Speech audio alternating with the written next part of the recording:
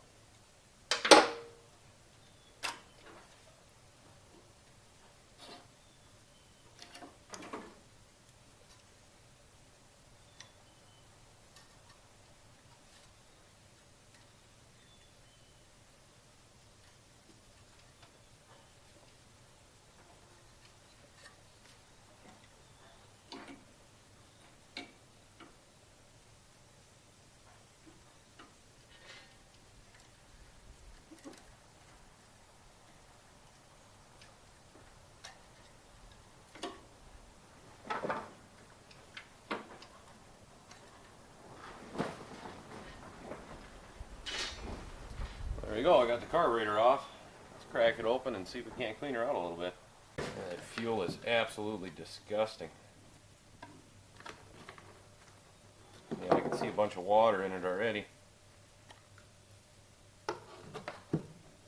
Well, there's your fuel bowl. Ugh, jelly in there, man. We'll wipe that guy out. I think my solenoid still works. Hopefully it does. And we'll flip her over. Yeah, there's jelly all up in here too. Not good. Whatever. And you can see the needle. I don't know how well you'll be able to see it on camera, but the needle is completely bungered up. Don't know what happened there, but that ain't no good no more. I'll probably end up just trying to clean this up, and I think most of my problem is probably in this part, and obviously the bowl and the needle. I don't think the rest of it's probably too bad. So I'm going to go ahead and just start cleaning this stuff up, and hopefully we can get away without a carp kit. Maybe I have a needle laying around somewhere. Cross my fingers anyway. Well, alright, there we go. I went ahead and I just cleaned the bowl, and I found a new needle, or not a new one, but another one in this carburetor that I found in my carburetor bag, and it looked about the same size, so I shoved her in there and put her back together. I didn't go to town cleaning the thing. I just did the bowl, see if that'll make it run. I don't want to put any money in this thing if I don't have to, but we'll see if it runs. Let's put it back on there, and I got to drain the gas out of the tank and swap the battery, and hopefully she'll be good to go. Alright, I got the carburetor back on, put a little bit of fresh gas in it, and put a different battery in it. Hopefully the battery's good. Let's see if it'll start and run on its own.